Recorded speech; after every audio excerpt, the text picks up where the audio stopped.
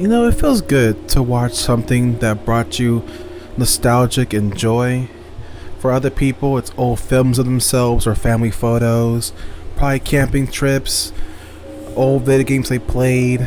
For me, it's old YouTube videos. I am a sucker for looking at things that were made almost 20 or so years ago. You know, I have a whole favorites playlist of like almost like the number 18. And number 1 is always going to be the OG of where it all began.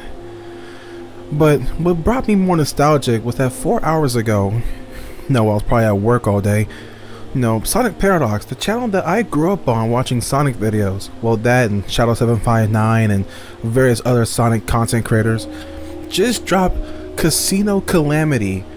I mean, the last one that we had up to this point was what? Metropolis Mayhem? It's been 12 years since that last bit dropped. 12 long years, and we finally have it. I'm telling you, when I watched it, like, my sense of wonder came back. My childhood came back. For just a moment, for less than 30 minutes, just for a moment, I remember that I just wasn't a sad 26-year-old adult. I was just a regular old, I guess, say, at the rough age of like a regular old, nice, comfy 14-year-old. I was happy. I was complacent. The world around me didn't eat ass for like 5 minutes.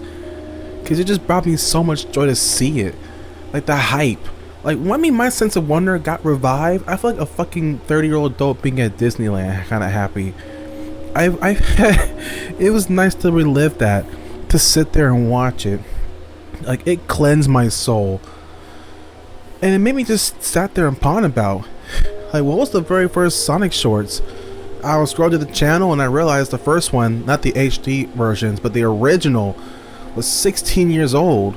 And I realized that when I watched that, since it got uploaded to like what, 2009, May 22nd, I realized I was 9 years old when I watched that.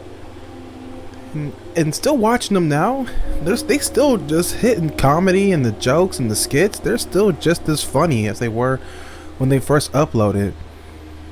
I think that's the main point of myself. It's just that I'm very nostalgic for all these old videos. I mean, hell, you cannot put up a Sonic Paradox video and not mention Sonic Shorts, Sonic Section, like Sonic Seconds, the freaking Seaside Deny videos, like the Sonic Legacy comic. You can't bring up Shadow 759 and not mention all the Shadow and Silver reviews, like Sonic trailers. You can't bring those up. You can't bring up TF2 and not mention SFM videos of various content, Last Arrow, Anything vs. Man vs. Machine, the Marasmus Pills, the Dumpster Diver, the Red Spy movie, various things. I'm just sitting on glorious peak. Or even worse, my personal guilty pleasure, the Sonic Sprite videos. Now that is pure comedy gold. Sonic Sprite videos are like heaven above.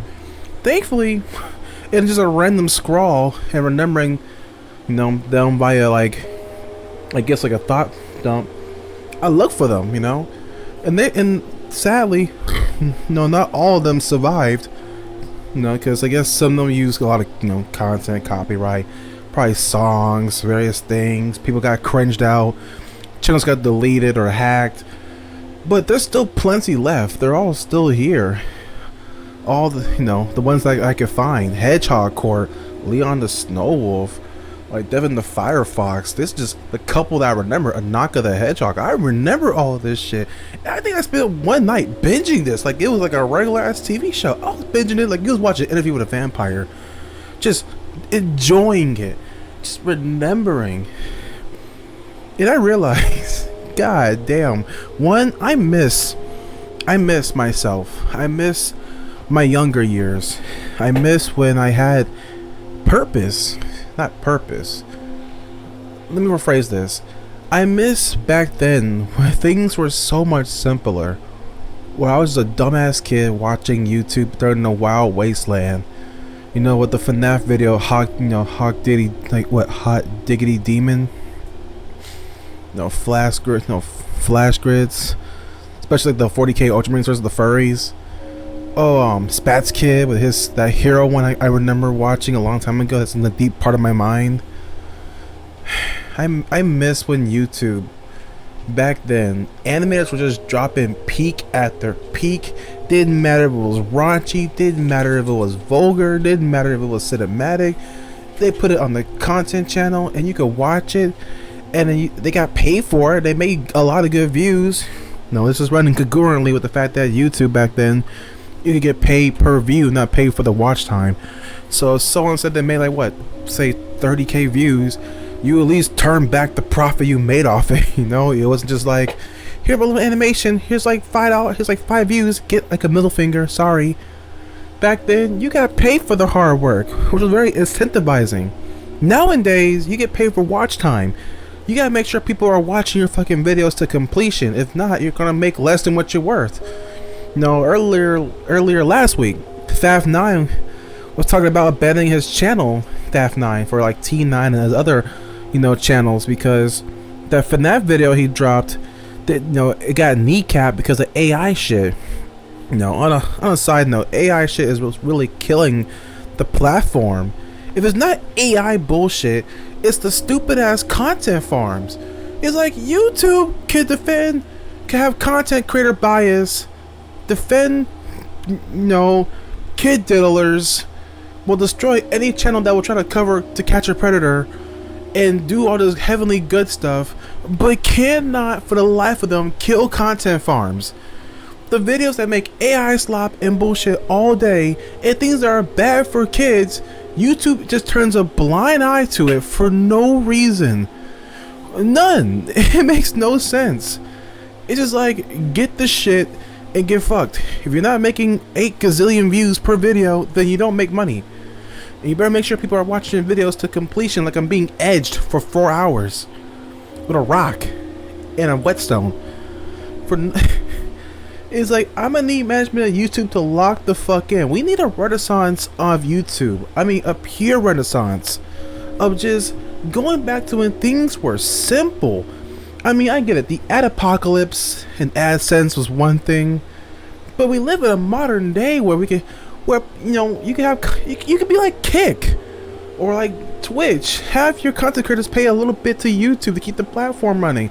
Out of all the billion content creators on this platform, you telling me that we cannot sustain ourselves without AdSense? Are you telling me this? I mean, look at what the T-Series, Mr. Beast, and the aforementioned fucking AI content farms are doing. They could pay back YouTube's budget triple that. How about we just go back to being paid per view? Hell, I'm not making money on this channel yet, and I will want that my first and foremost. The idea of being paid because my video makes 100 views is enlightening. It'd be nice to make, I say, $5 from a 100 view video. At least I made something off that. If you guys just watch like 2 minutes of the video, then click off to go doom scroll on TikTok, because I didn't put Subway Surfers on the bottom of my screen while I'm talking to you guys, then it's not worth it. I mean, for me, I still keep making content regardless of this decision. But for other people who are more deeply careered in the YouTube channels, who want to pursue YouTube as a career, like, you gotta help them out. I'm surprised no one had the idea of just simply making a YouTube platform, a YouTube clone platform that actively advocate for this, like Blue Sky to Twitter. Be like, hey, do you want to make content and get paid for it?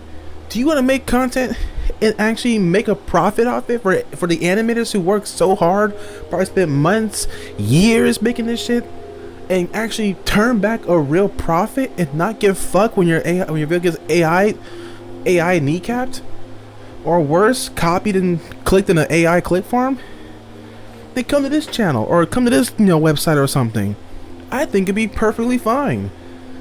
But you know how these corpos are. They can never help anyone to save their lives, so it's a pity that they dare care about their people who keep this platform running for 5 seconds. Because I let you know, the people in power do not care.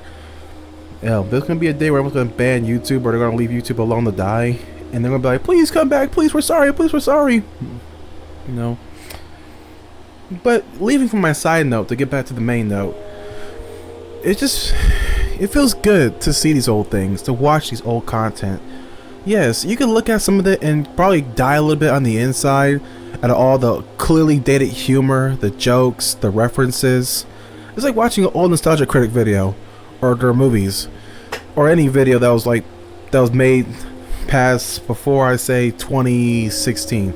You could cringe at some of the jokes and some of the stuff, but that's good cringe. It's not embarrassing. It's something that hits you in the heart, that makes your heart just feel so good, and it makes me happy to watch it and to endure it. Believe me, if I could, and if I was smarter back then. Well, by back then, I mean I didn't break my first computer that literally had every video that I liked up to this point. Up to, I say, 9 years ago. If I didn't download Gary's mod and break that computer, losing literally everything, including this one song that haunts my head that I cannot recreate. But the beat is so simple, but I can't recreate it. I don't know what the hell I'm missing from it. It's kind of funny that I actually am somewhat acquaintances with the freaking guy who made it. Which is kind of ironic, but I wish I could go back in time to tell myself to download Gary's mod and break that computer. It had everything, all the videos, all the songs, every little piece of detail of my old self. Those videos were archived and I lost them. If I could, if I had one wish, it's to be in a time chamber where I could just watch them all over again. Watch all the cringe, watch all the sadness. I remember when I still cried to a Sprite video. I mean, my ass was like only like what, 12 years old, so I was still a dumbass kid, but crying to a fictional character dying, and I didn't even get no sleep at all. I was watching that whole series, binging it from beginning to end. This is before I got too deep in TV and video games. YouTube was my life. So watching a fictional Sprite character die, and they had like the Evanescence song playing in the background, my ass was just tweaking. I mean, I was crying, eating breakfast. It's just like, damn, they died, bro. This is butt booty doo-doo garbage. But I mean, shite. It just, I just say it feels good to watch these things and feel whole again. To feel something like that again, to feel that whole, that inner child of me come back alive after like what, a consistently good 9 years of just being dead on the inside as an adult, as a teen transitioning to an adult, to my current adult life where I'm just more or less just going through the motions. It's just nostalgic. And I'm leaving you guys off with this. Never knock off your nostalgia. No matter how cringe, how bad, how dated, how collar-tugglingly bad and inappropriate some of the jokes that would probably land then, but will definitely get you smart off the channels now. Don't ignore them. Love them. Embrace them. 'Cause back then, they made you smile too. If you ever found an old video, whatever you enjoyed, or even yourself, watch them, listen to them. Become one with yourself again. Be whole again. Don't lose yourself. Always keep your inner child and your inner peace. When back then, things were simple, alive. Don't let it teeter off too far into the void, or else you remain as you are now, just incomplete. But that's gonna be it for today. I know this video's out of the blue and I just wanted to talk to something or have you guys listen to me while I ramble about certain stupid topics. But thank you. I appreciate you guys listening, and if you made it this far to the video, thank you. But until then, I have been your lovely host with the most.